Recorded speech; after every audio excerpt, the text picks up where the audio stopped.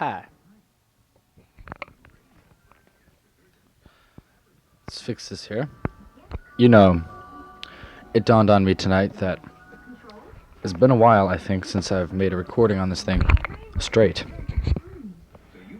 And I just thought of that here tonight. And unfortunately, I had a gin and orange juice in my hand, which I just started. But I am still fairly sober. I have been drinking a lot. It's my thing, you know.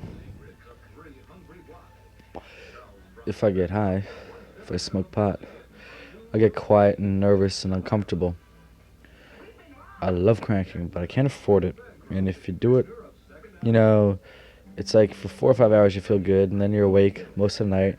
The next day you're still going, but you don't really feel all that good. And then the day after that you're just all bitchy. It's not really worth it. You have more time recovering than you do, having a good time. And Coke is always cut to the max. It just numbs your lewds or bootlegged. A is great. You can't do it too much though. So drinking is it. It relaxes you and makes you a little more aggressive, lets things out like that, and stimulates conversation, as James Morrison said. So anyway, the date is, I just found out, I just looked, it's February 17th, 1981. I started school about 4 weeks ago, and maybe more than that, maybe 4 or 5 weeks ago. Just going very well. I'm a theater major still, but I'm hoping to get into business as a major. And I'm slurring my words because I have these cankers on my tongue from this weekend, and it's making my tongue very thick. It's like, blah. I've been partying a lot. My voice is a little bit grumbly too. Drinking and smoking cigarettes. So, started school, and it's going fairly well. Some of the professors were very upset that I wasn't going to be doing any shows because I have to work hours at work, as many as I can. Insurance is due this month on my car, and it's not going to be paid for a while. I have a $20 parking ticket, which I think it's due Wednesday, Thursday. Thursday I'll bring it down to the station and pay it off. My old car was in front of my house, on the street. Well, it was in Jamesway parking lot for about 7 months. Then they caught up with me and called the house a couple times and told me I had to move it or else it was going to be towed away. So when me and Shirley were breaking up, I had her tow it to my house, and I thought I heard something. And it sat there for a few months, and then it snowed, the first snow of the year, and they had to plow the snow around my car into the street. And the cops came the next day and gave me a ticket. They put a ticket there saying that if it wasn't gone the next day by 1:28, which is a weird time, that they'd tow it away. And I'd have to pay for the storage charge, So I called up a junk dealer, and he took it for $50. I probably could have got more just for the tires alone. I know I could have, but didn't really do anything about that. So that ticket is $20. I have to pay that.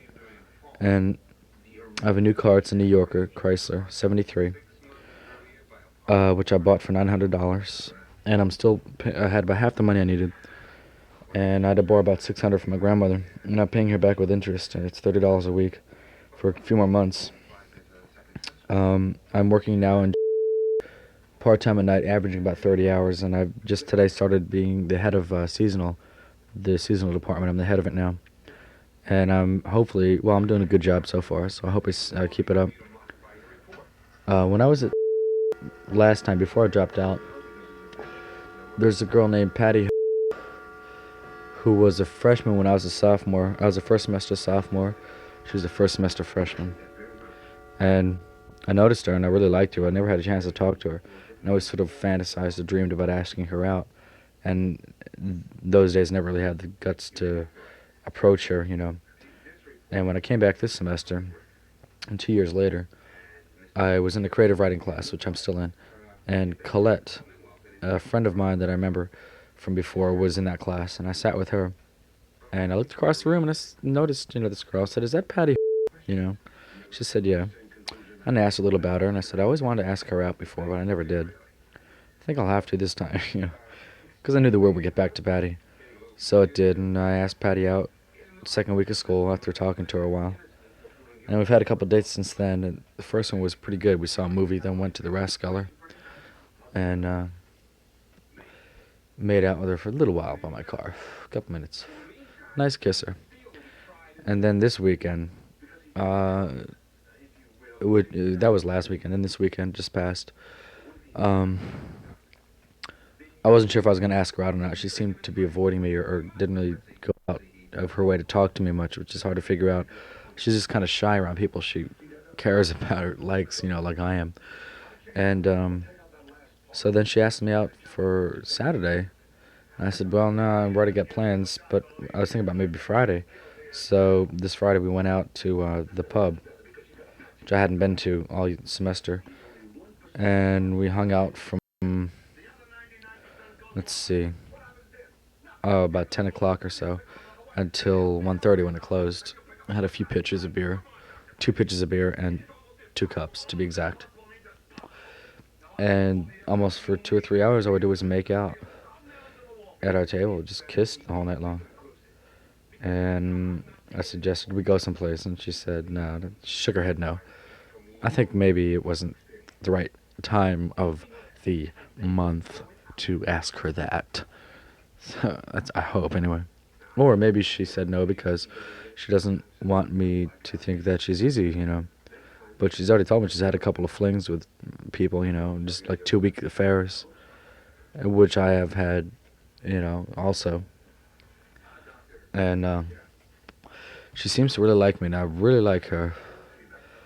I think she's about 5 feet. She'll admit to 5'2", and I think she's exaggerating. I think she's only 5 feet. And she's 88 pounds and really good looking. Beautiful face, beautiful features, beautiful kisser. And that nice, holding your hand kind of body. And it's great. And I called her up. Saturday was Thanksgiving, and I worked Saturday. Then me and this girl from work, Dina, had a date. Went to the firehouse. And Dina is also beautiful.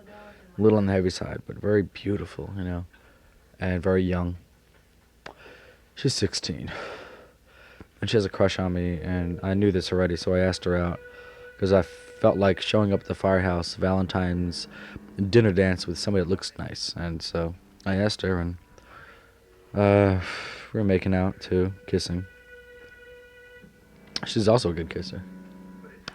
But, I've been kind of avoiding her. She comes up to me a lot at work, but I've been avoiding her.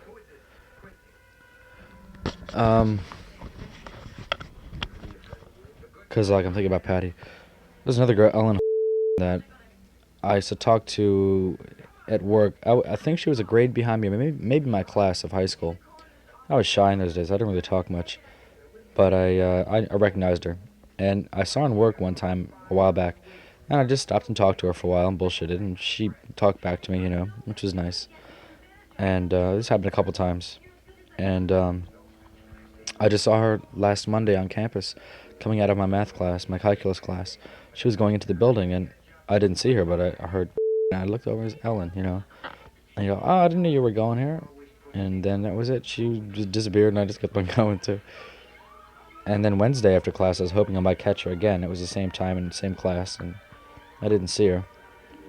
And then today, I waited after class for about 5 minutes, hoping I'd see her coming in. I didn't see her. So if I don't see her Wednesday, I'm going to give her a call, I think. She's beautiful and she's nice. In fact, I think I might even like her better than Patty. But it's really hard to tell. I mean, I don't even know the girl. So, things look pretty good, Patty. Now, let's see. I've been doing some things for creative writing. I think I have my notebook in the house. I want to read something that I've been working on. Hold on a minute. I had to run out to my car to get this. Barefooted, he ran to his car on that brisk but warmer than usual February Eve. Okay. Now, yeah, I've been kind of rewriting it so I can present it to class. The first portion of this was written while I was on a trip. And instead of jotting down little things like I usually do when I'm tripping, I wanted to write something more like, you know, with an idea in mind, like a story. And as soon as I catch my breath here, I'll read it. Anyway, so I'm working on it. I'm going to hand it into class. Hope he likes it. Not a whole lot here yet, but okay. And it goes as follows. From the balcony he called out, "Come here and I will show you the stars. They are enough to rival even your beauty." Unable to listen, she heard. She pulled her hair back, crept towards the doorway, and gazed out. The galaxy of nebuloid flashed in the clear, cool sky. It was indeed, she thought, a beautiful and awesome sight. How far away it seemed. She leaned against the rail and felt the stars calling her. What appeared to be a large red star moved across the sky. It stopped. It wanted to take her to the stars.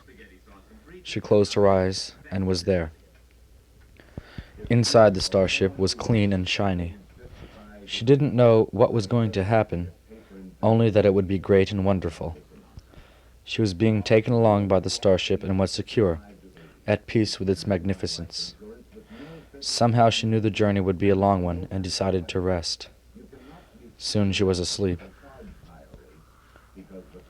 She awoke. She was in her white robe. She didn't know where or when or how or why or who, but she was happy and safe. The grass under her was very green and soft.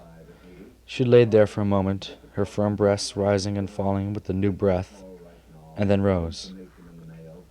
Her feet were gently caressed as she studied the open field, the blue trees.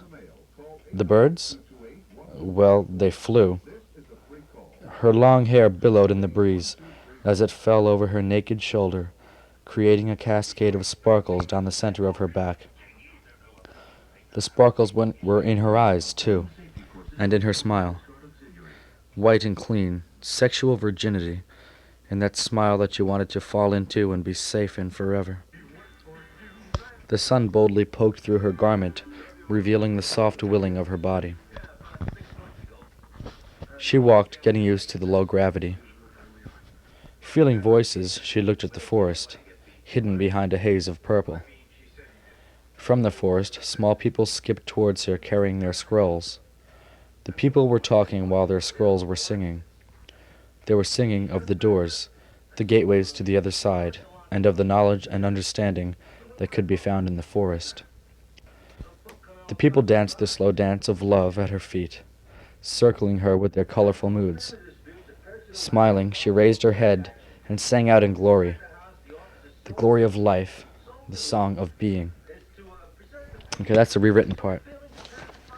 And then, like, the rest of it, which I have to work on, goes, let me find it now. Okay. The glory of the song of being. I gotta open this door, it's getting hot in here.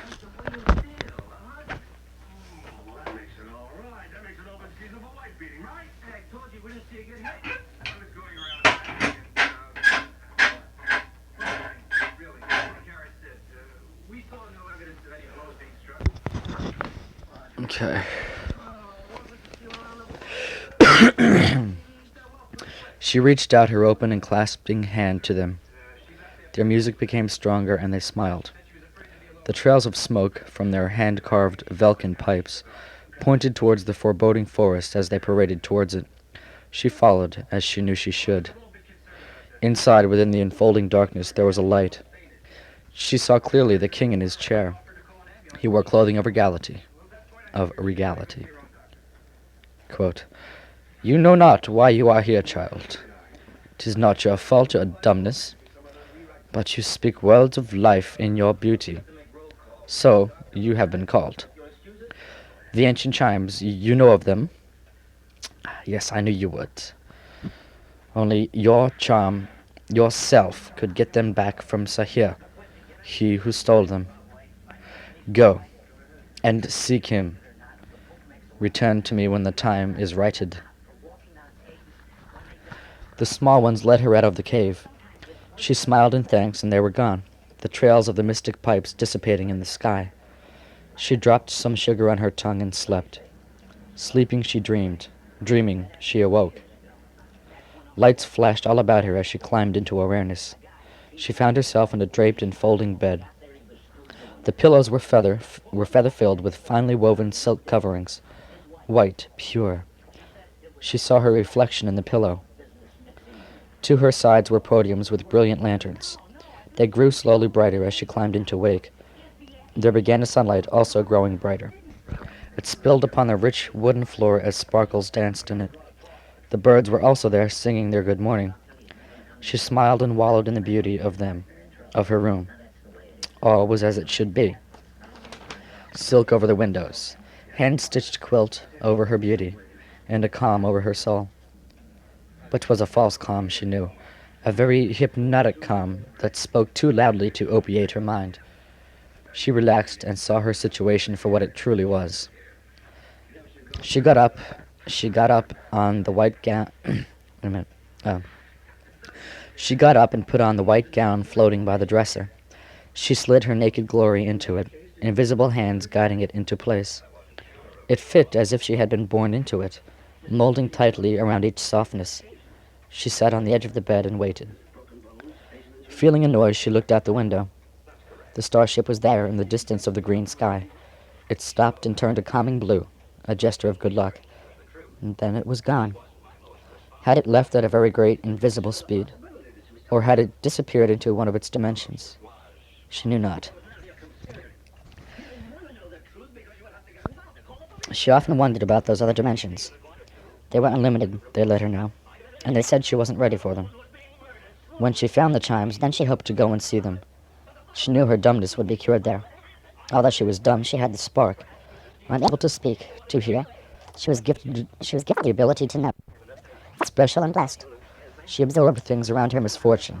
Through it, her pure soul and sincere beauty let her know the secrets of the elders, though she was not aware of the powers she possessed. Many she had not used, being happy and having no need of them. The other abilities she accepted as she accepted all things. Things just were. Now, this part definitely needs work. The door was gone, and a bloodied man fell to the floor. Take this, and then he was dead. As she removed the necklace from his hand, the blood and tarnished turned into resplendent silver. It sparkled, and then the man was gone. The necklace rose out of her hands and over her head. It then shrank and became too tight to remove, having no clasp in its link. The pendant glowed and changed shapes as waves in a river. "This is the key, my child. It will not come off unless you will it to be done." The voice came from within her thoughts. It was the dead man. "Do not fear for me. I will fear for you and try to guide you. Now I must go, and that's it." I think the tape recorder is probably slipping by now.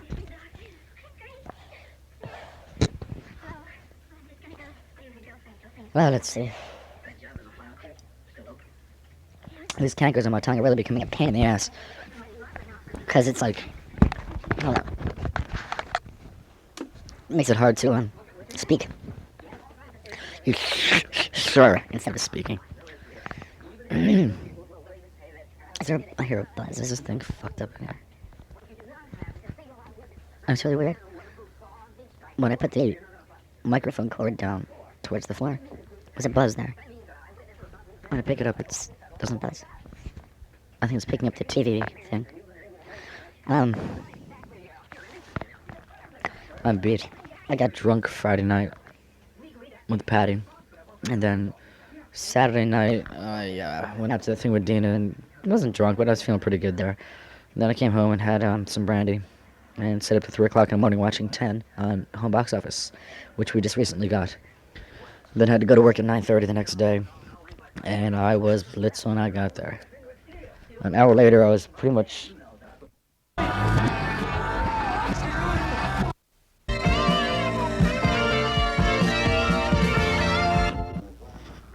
Um, okay, so then went to work really in bad shape. I was 45 minutes late too, so I wasn't there at. Oh, it's scheduled for 10. That's right. I think I woke up at 10.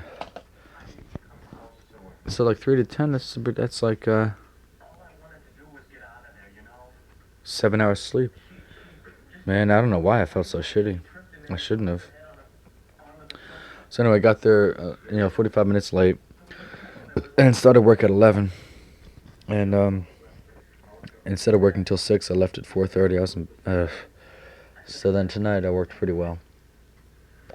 From 5 to 9:30, I did a good job. That's what Mr. Ray said. And Mr. Ray is the new assistant manager who will definitely become a manager soon. He's got the right personality, and that's about all it takes. Because everybody does their job pretty much.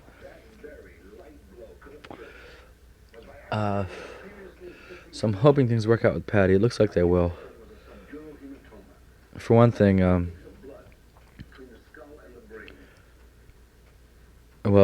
wanted to, and I pretty much have realized that when I try hard enough with a relationship, it always works out.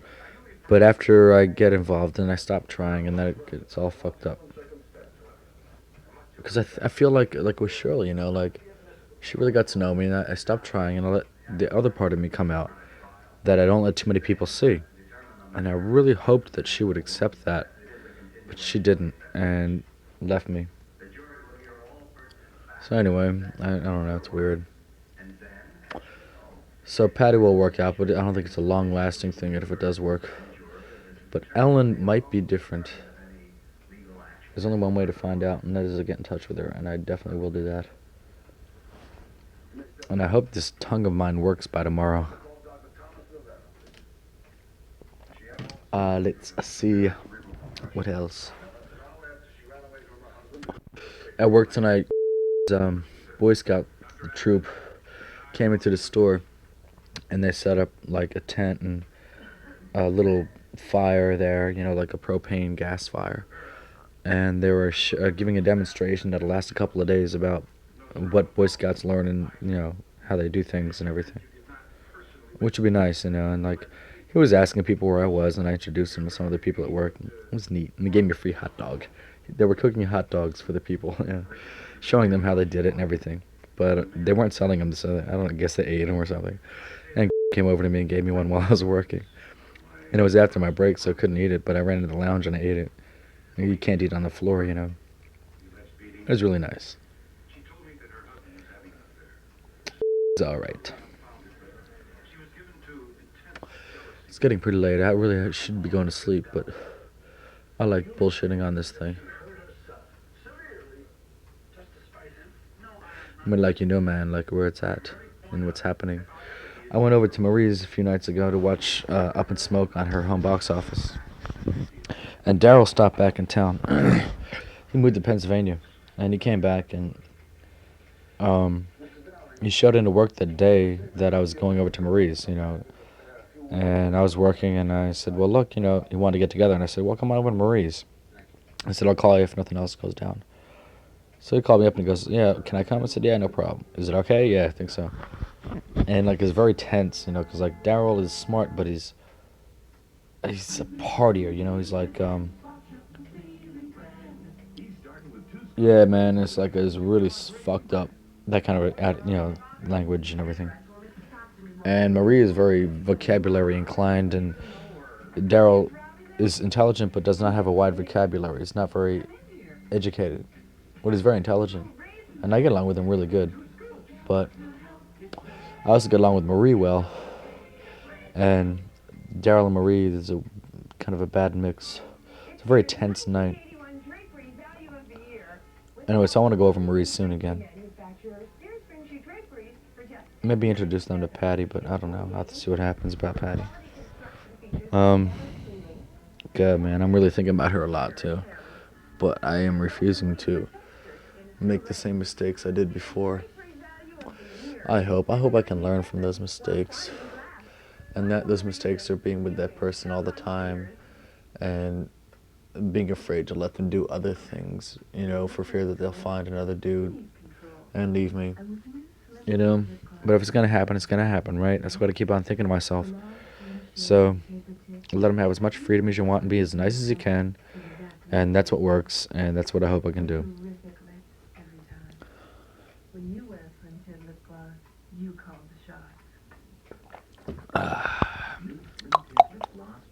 Oh, by the way, Mitch is moving out. Well, has moved out today to his grandmother's house. Like, his grandmother has the downstairs, and she used to rent the upstairs to a lady who moved out. So Mitch's grandmother needs a replacement. So Mitch's lease is up, and Steve and Janet are getting their own place, and Mitch doesn't want to move in with them.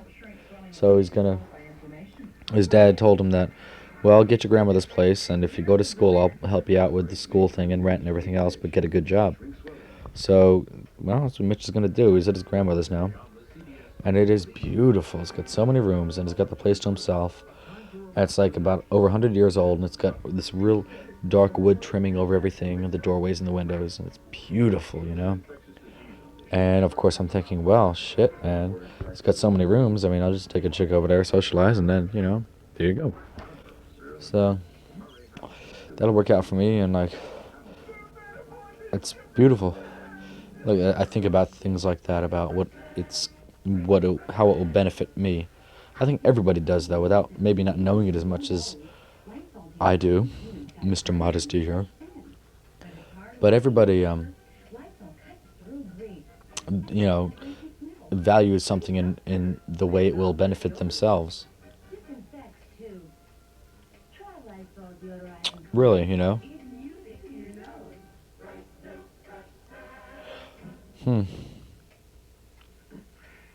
Me and Mark are on the outs because Mark is really becoming cooked. He's been doing a lot of crank daily, and I don't know if he's shooting it these days, but he'd been getting really strung out and doing it a lot, and we had a big argument. Can't even remember what the hell was it about. Oh, about my never paying for things or something.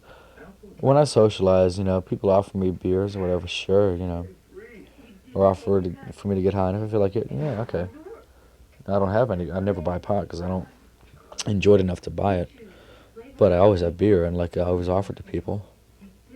I make sure of it, but I don't always have it.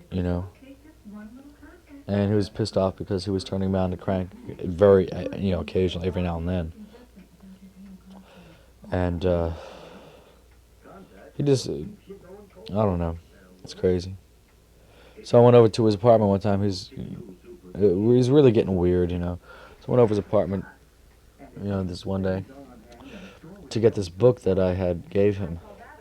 I was thinking, shit, if every time he does me a favor or turns me on to something, he expects me to repay him each time, then that's bullshit, and like, the hell with him, he's not my friend anymore. I'm gonna get my book that I gave him to sort of like repay all of this. So I went over and I just picked up the book and left, and then I came over that night later on when he wasn't there, and then he came in while I was there, and, what are you doing here? Oh, just hanging out. Why don't you leave? I don't want to ever see you again. I don't want you to ever come back here again. Oh, okay. I took off. And I left the book with Mitch, and I said, yeah, that's right, I should, I meant to take the book, and I didn't say I was taking it. I just walked in, got it, and left. So I said to Mitch, return it to him, and, I says, he thinks I was taking it or something, which was true, but, like, so I kind of turned it around a little bit. So we got the book back, and money I owed him, $1 or $2 that I bet on a game, and I lost it, and so now it's not too bad anymore. But I don't like hanging out there. He's too weird. He's very pushy these days. And he's been arguing with a lot of his friends. Getting into a hole. And he's not working, and he's like, ugh. So, like, he does a lot of crank to keep himself happy. And then he realizes how in debt he is, and then he has to do more crank to keep himself happy. And it's like just really fucked up. So I don't really do a whole lot of crank anymore. But if it was there, I'd do it. So who am I kidding, you know?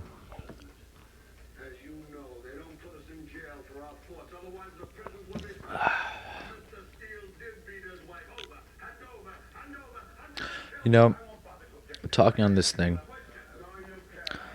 I am, you know, almost always very relaxed and very at ease and just very whatever I want to say and my own attitude, you know. I'm not trying to impress anybody that much. I'm taking this as a vehicle into my true thing, you know. And it really, the way I talk on this is so much different than the way I am to other people. It's really incredible. It's a shame because if I could be like this to everybody else, this kind of straight faced and not laughing so much and you know, it might even work for me better. I'm very serious with this, and if I was serious with everybody else, then I'd feel more self-worth. But it's cool anyway. Either way, I'm having a good time with things these days. It's working better. I'm growing up. I'm maturing. That's what it is.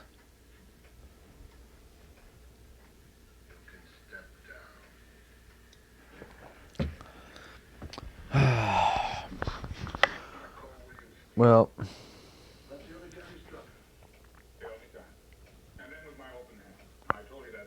that's about it.